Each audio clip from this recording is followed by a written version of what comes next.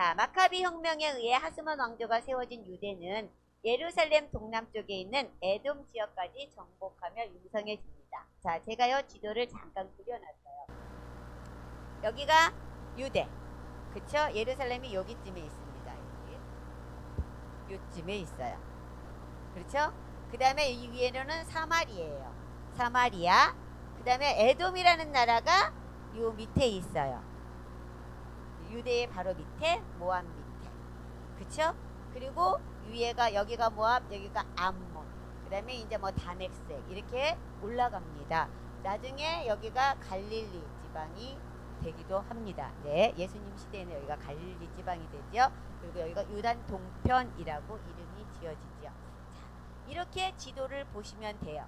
그런데 이 에돔이라는 나라가 있는데, 이 에돔은 굉장히 이스라엘 백성들하고 사이가 별로 좋지 않았어요. 그 좋지 않은 상태가 어디서 두드러지게 나타나냐면, 여러분 지나왔어요. 민수기에서 출애굽을 해가지고 왕의 대로를 지나가려고, 이 왕의 대로를 지나서 요단 동편을 가려고 이 이스라엘 백성들이 에돔 길 좀 열어줘, 우리가 다른 길로는 안 갈게, 왕의 길로만 갈 거야. 그리고 여기에서 혹시 우리 백성들이 물을 먹는다면 그 값을 후하게 톡톡히 치루어 줄게, 지나가게만 해줘 했는데, 에돔이 어땠어요? 안 돼! 하고 전쟁하자고 나왔거든요. 하나님이 같은 형제끼리 전쟁하지 말어 하고 백성들에게 말을 하니까, 이스라엘 백성들에게 말하니까 어떻게 해요? 돌아갔단 말이에요. 여기를 에돔을 피해서 돌아갔어요.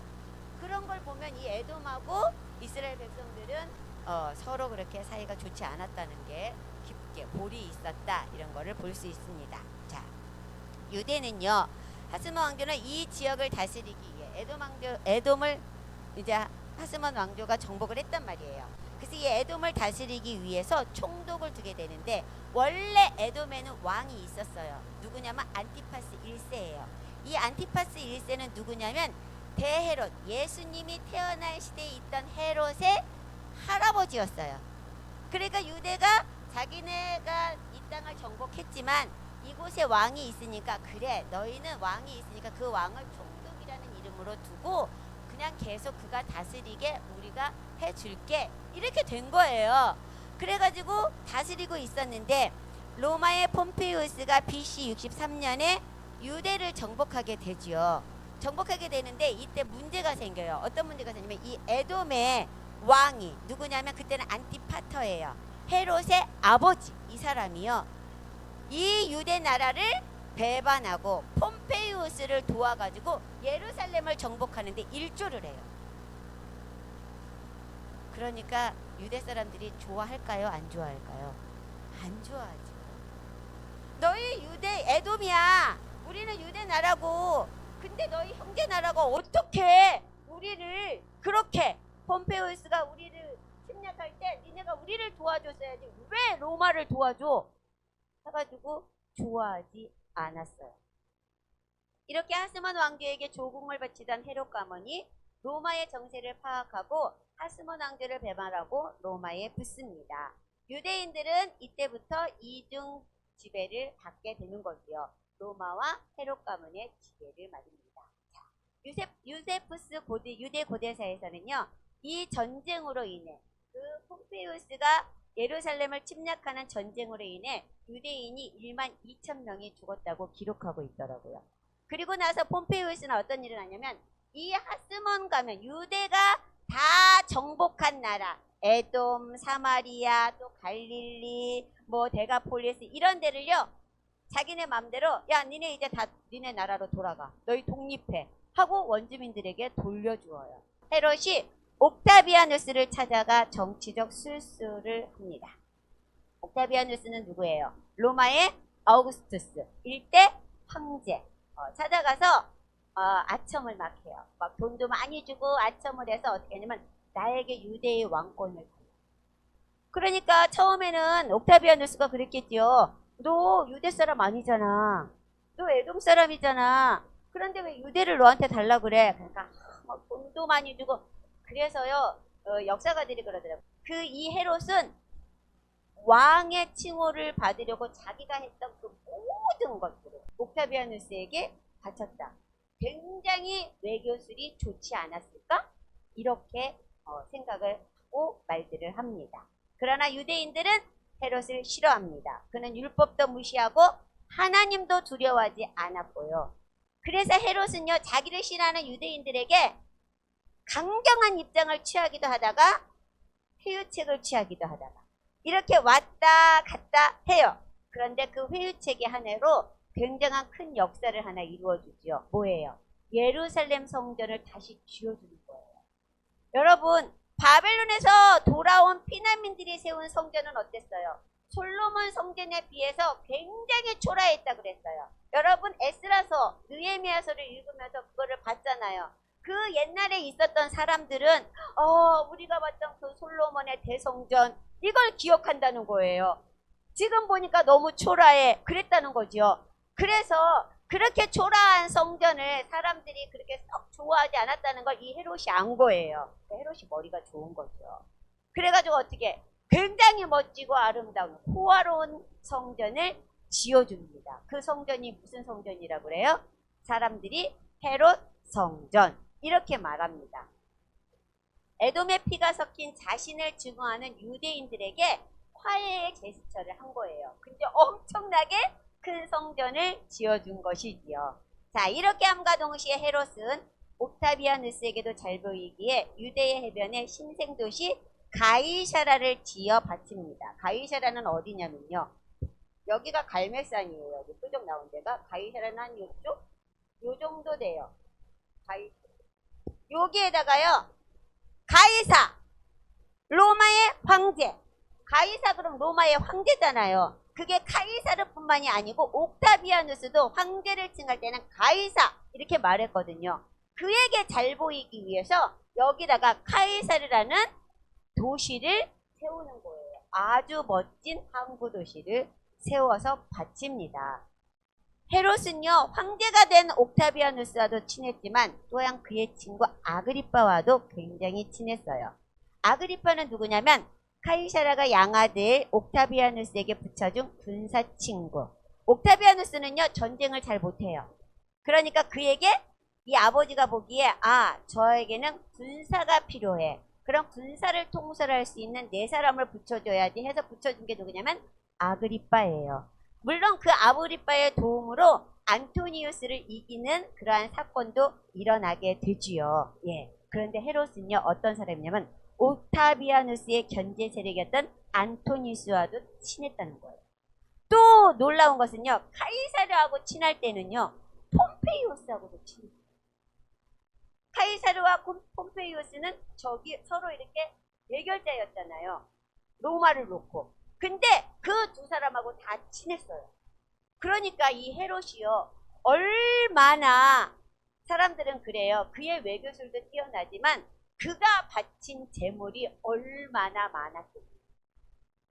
카이사르의 마음을 움직여, 폼페우스의 마음을 움직여, 그 다음에 뭐예요? 옥타비우스의 마음을 움직여, 아그리빠의 마음을 움직일 정도로 이 헤롯은 엄청나게 그들에게 물질을 갖다 바쳤다라고 이야기를 하더라고요. 이렇게 헤롯이 많은 뇌물을 갖다 바치니까 여러분 그런 이야기가 있잖아요. 클레오파트라가 안토니우스하고 이렇게 짝짝꿍하고 좋아 지낼 때, 좋아 지낼 때 안토니우스에게 계속 졸랐어요. 나에게 저 유대 땅을 달라고. 이 땅을 달라는 거예요. 내가 이 땅을 다스리게 해줘. 여기가 지금 이집트잖아요. 이집트에서 이렇게 올라가는 이 길이 나는 꼭 필요해. 클레오파트라가 안토니우스에게 이 땅을 나에게 주세요. 남편이었잖아요. 그죠? 근데 안토니우스가 끝까지 안 줘요. 클레오파트라에게. 왜 안 주었을까요? 헤롯 때문에. 아주 자기에게 그렇게 막 물질을 갖다 바쳐, 친구, 너무 친한 친구로 잘해줘. 이러니까 어떻게 해요? 줄 수가 없었던 거예요. 여기는 자기 친구 헤롯이 다스리고 있으니까 줄 수가 없었던 것이었죠.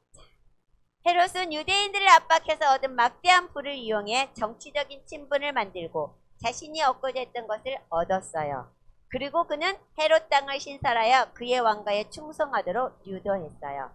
자신의 왕권 유지를 위해서는 수단과 방법을 가리지 않는 사람인 것이지요. 그는 헤롯은요 BC 37년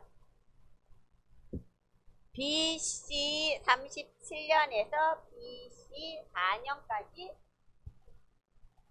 유대의 왕이 되었습니다. 자, 그의 통치 말년에 BC 4년에 누가 태어나냐면 예수님이 태어납니다. 유대인의 왕이 태어났다는 동방박사의 말은요, 헤롯을 엄청난 충격에 빠지게 만들어요. 자기가 어떻게 얻은 유대 땅의 왕자리입니까? 자기가 있는 모든 물질을 갖다가 막 로마에 있는 사람들에게 다 갖다 바치고 얻은 자리 아닙니까? 그런데 또 다른 유대인의 왕이 태어났다고 하니 얼마나 놀랍기도 하고 화가 났겠습니까? 그날 이런 소식을 듣고 2살 이하의 아기를 모두 죽이라는 명령을 내립니다.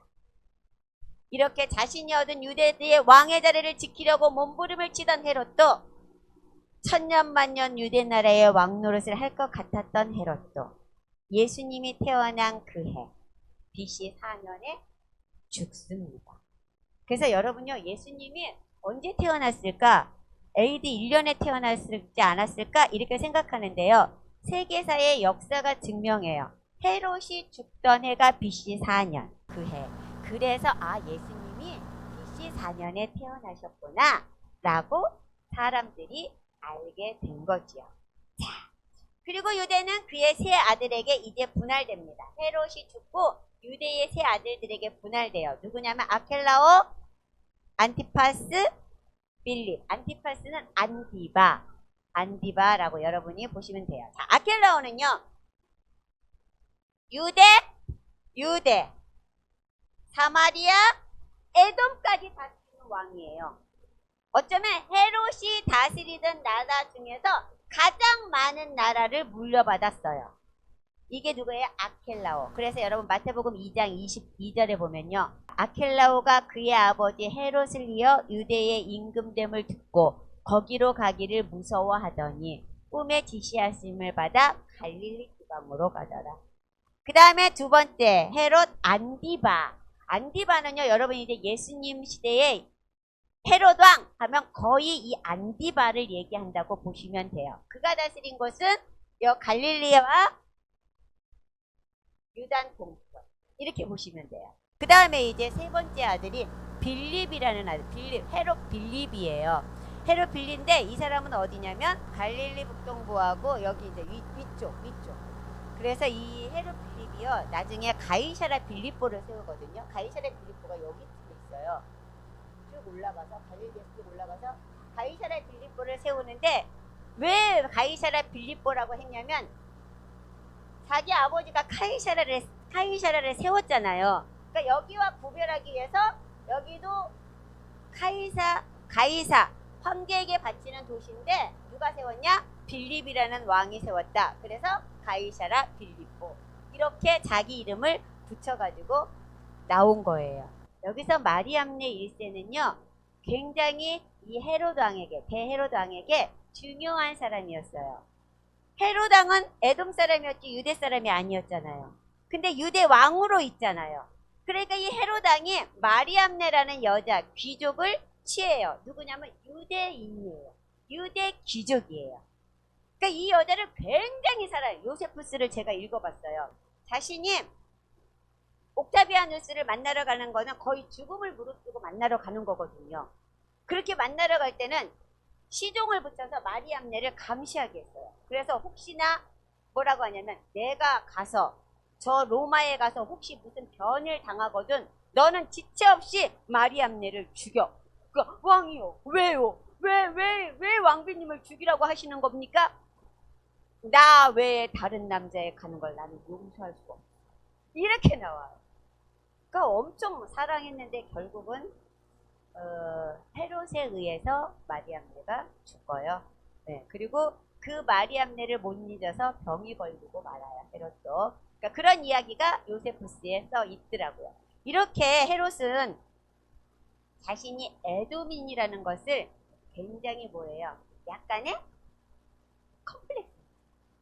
에돔인이면서 유대를 다스려야 하는데 차라리 자신이 유대인이었으면 좋겠다는 거였죠. 그래서 아내까지도 유대의 귀족을 일컬어 얻게 되는 그런 일을 벌이는 거죠. 유대인의 귀족의 피를 갖고 싶었던 그런 생각이었던 것 같아요. 네, 그래서 그 아들은 나중에 사도행전 바울 시대에 아그리파, 헤롯 아그리파로 등장합니다. 자, 여기서 우리는 신약을 이렇게 들어가기 전에 여러 용어들을 좀 살펴볼게요. 포로교환 공동체가 끝까지 붙들고 있었던 것은 뭐예요? 에스라의 유대교였어요. 신구약 중간사에서 가장 중요한 것은 헤브라이즘, 헬라니즘. 헤브라이즘은 뭐예요? 유대교. 그죠? 에스라의 유대교. 헬레니즘은 뭐예요? 알렉산더의 헬라화. 그거예요. 그래서 여태까지 하스몬 왕조 전까지는 다 누가 유대를 자꾸만 침범했어요? 프톨레미 왕조와 셀루쿠스 왕조였잖아요. 프톨레미 왕조와 셀루쿠스 왕조는 뭐예요? 헬라와 헬레니즘이라고요. 근데 이들은 어때요? 우리는 유대교, 성경으로 돌아가고 싶어. 하나님이 우리의 주권자이심을 우리는 나타내고 싶어. 해가지고 나타난 게 뭐예요? 마카비 혁명.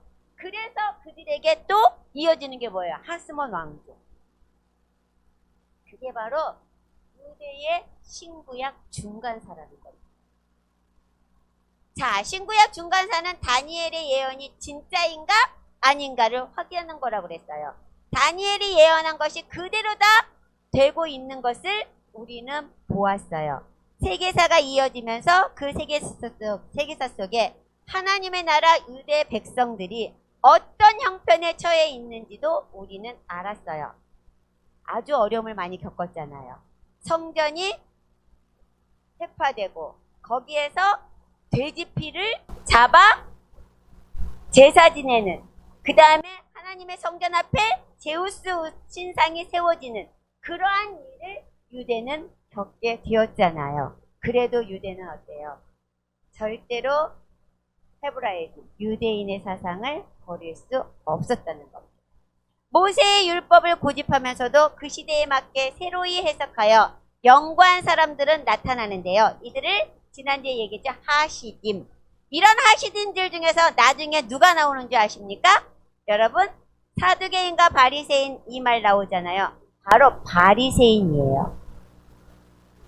헬라 시대에 어떻게 우리가 유대인으로 살아갈 것인가를 연구한 자들이 바리새인이에요. 바리새인들이 쓴 글을 미시나라고 해요. 그리고 그것을 정리한 책을 여러분들이 잘 알고 있는 탈무드. 누가 썼다고요? 바리새인들. 바리새인들은요, 하나님의 말씀에 순종하고 이 백성들을 어떻게 하면 하나님의 그 온전한 말씀 속으로 들어가게 할까 노력한 사람들이었어요. 그리고 이런 것들이 자기네들이 정리한 그런 것들이 우리 유대인들에게 맞는지 맞지 않는지를 막 연구하고 이런 것들. 그리하여 정리되어 가지고 유전시킨 것이 뭐냐면 장로의 유전. 다시 유대인으로 살아가자라고 외친 바리새파. 그들은 유대인이며 마카비 혁명을 통해 성전을 정화하여 바리새인 공동체로 이어졌어요. 그리고 이들은 백성들의 편이었고 모세 율법을 따라가는 사람들이었다고 보시면 됩니다. 자, 그럼 바리새인과 반대인 사두개파는 어떻게 나왔을까요? 전통사상을 고수하는 사람들이 있는 반면에 지금은 헬라 시대인데 우리가 꼭 유대교만 딱 고집을 해야 돼? 하나님께 제사만 지내면 살아가는 것이 너무 힘들어. 그러니까 우리도 이 헬라화를 좀 따라가자 하는 분들이 나타난 거예요. 그게 뭐예요? 개혁파. 개혁파. 어디든 가면 개혁파들이 있잖아요. 개혁파 유대인들이 나타난 거예요. 대제사장은 원래 레위지파 아론의 후손으로 이어져 왔는데 로마 황제에게 돈을 주면 대제사장을 임명받게 되는 그러한 역사가, 그러므로 대제사장은 친로마 세력이었어요. 바리새인하고는 달랐다는 거예요. 이렇게 친로마 세력은 대제사장뿐 아니라 또한 학자들도 있었어요. 그들은 성전을 장악하고 있는 학자들이 있었어요. 그래가지고 어떻게 대제사장이 딱 임명을 받고 오면 그는 하나님의 율법에 대해서 아는 사람이야, 모르는 사람이야? 돈을 주고 지금 받아갖고 오는 사람이 하나님의 율법에 대해서 알까요? 모른단 말이에요. 그러니까 성전에 학자들이 모여 있어가지고 어떻게, 아, 이번에 오는 대제사장은 어느 쪽 사람이래. 그러니까 우리가 가르쳐야 돼. 그래가지고 어떻게 가르치려고 기다리고 있어. 그래갖고 대제사장이 오면, 제사장은 성전에서는 어떤 일을 해야 되고 이거를 바리새인들처럼 하나님의 말씀에 의해서 잘 가르치면 좋은데, 이 사두개파 사람들은요, 자신의 마음대로 그것을 했다는 거예요. 그러나 이 사두개파 사람들은 뭐예요? 친로마 세력이었고 굉장한 재력가들이었어요. 성전 안에서 제사장을 잡고 흔들었던 사람들이죠. 그래서 항상 바리새파와 견제가 있었지요. 자, 그리고 비록 로마의 속국인 유대였지만 정치적인 로마를 같이 이렇게 대적할 정치적인 조직이 있었어요. 그 조직이 뭐냐면 산헤드린 공회. 들어보셨죠? 예, 이렇게 신약에는 이런 이름들이 이렇게 나옵니다. 그 다음에 또요, 여러분, 열심당원들이 있었어요. 열심당. 그들은 뭐냐면 독립운동가예요. 투쟁, 정치의 독립, 열심. 여러분, 예수님 십자가에 못 박혀 죽을 때 양쪽에 두 강도라고 표현되죠, 우리나라는. 근데 그 사람들이 정치범이었다는 거예요. 열심당원. 그래서 잡혀가지고 십자가형을 당하는 거였어요. 자, 이 가운데서 또 이도저도 싫어 속세를 떠나 산속으로 들어가 오직 말씀만을 정리한 사람들이 있어요. 그 사람들이 누구냐면 SM 공동체, SN이파라고 또 해요. 수도원 운동, 그죠? 이들은 성경 사본을 정리를 이렇게 숨어서 많이 했죠. 그래서 여러분, 우리가 이렇게 사회사본 나온 거 다 이 SM 공동체에서 써가지고 숨겨놨던 거, 그것이 발견된 것입니다. 세례요한이나 예수님 광야의 금식, 이런 것은 바로 SM 공동체의 그런 것을 말해주고 있다라고 보시면 됩니다. 자, 구약의 시작도 세계사였어요, 여러분. 창세기 1장 1절에 태초에 하나님이 천지를 창조하시니라. 세계가 시작된 것입니다. 구약의 끝도 세계사이고요. 신구약 중간사는 다니엘이 예언한 모든 것을 이룬 또한 세계사였습니다. 자, 느부갓네살 왕의 꿈의 신상 기억하시죠? 계속 제가 얘기하고 있어요. 머리는 금, 가슴은 은, 허리는 동, 다리는 철. 로마 제국까지 철의 날. 그리고 발은 철과 흙. 로마 이후의 나라. 신구약 중간시대는 다니엘의 예언대로 되어 가고 있었던 것입니다. 이제 시락으로 가면서요, 세계사 속에 왜 이스라엘 하나님은 오직 참된 하나님인지 우리는 생각하면서 모든 민족이 구원을 얻기까지 세계사는 이어지고 있으며, 그 세계의 역사 속으로 예수님이 오시는 겁니다. BC와 AD를 나누면서. 로마에 의해 가장 스펙타클하게 진행되었던 기원전 1세기경의 세계사는 이렇게 진행되었어요. 예, 예수님이 오시면서 이제 AD로 넘어가게 되었습니다. 그렇다면요, 이때 이 시기에 로마가 이렇게 일어나면서 유대의 이런 시기에 헤로당이 유대를 다스리고 있는 이런 시기에 우리나라는 어떤 일이 벌어지고 있었을까요? 우리는 고조선의 역사는요, BC 2333년에서 108년에 망합니다. 원검성이 108년에 무너지면서 망해요. 몇 년 동안 이었던 거예요? 2300년 정도가 이어진 거예요. 어떻게 보면요, 구약, 천지가 창조되고 아브라함서부터 구약의 역사가 시작되는 그 구약, 이스라엘의 역사가 시작되는 그 역사 기간 동안에 우리 대한민국은 고조선의 역사였다고 보시면 돼요. BC 60년경에 카이사르가 선교 정치를 시작해요, 로마에서. 그런데요, BC 57년, 기원전 57년에 우리 한반도에서는 신라가 일어납니다. 신라는 1000년의 역사예요. 그래서 AD 935년에 신라가 망하거든요. 통일왕국 시대가 망하거든요. 로마의 역사가 일어나고 있을 때 그 시기에 우리나라에서는 신라가 세워지고 있는 거예요. 그리고요, BC 44년에 카이사르가 암살되고 옥타비아누스가 2차 선두 정치가 시작돼요.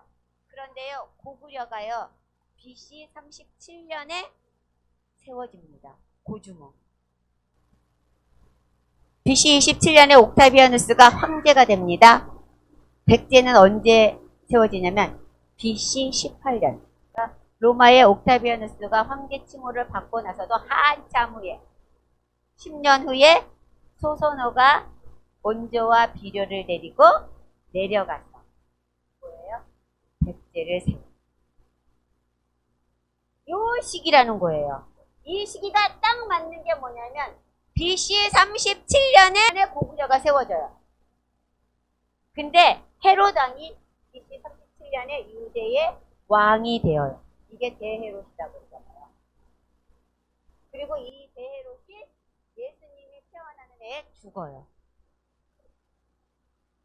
그 사이에 고구려 백제 신라가 세워진다는 거예요. 우리나라에서. 세계사를요, 여러분 그냥 따로 보면은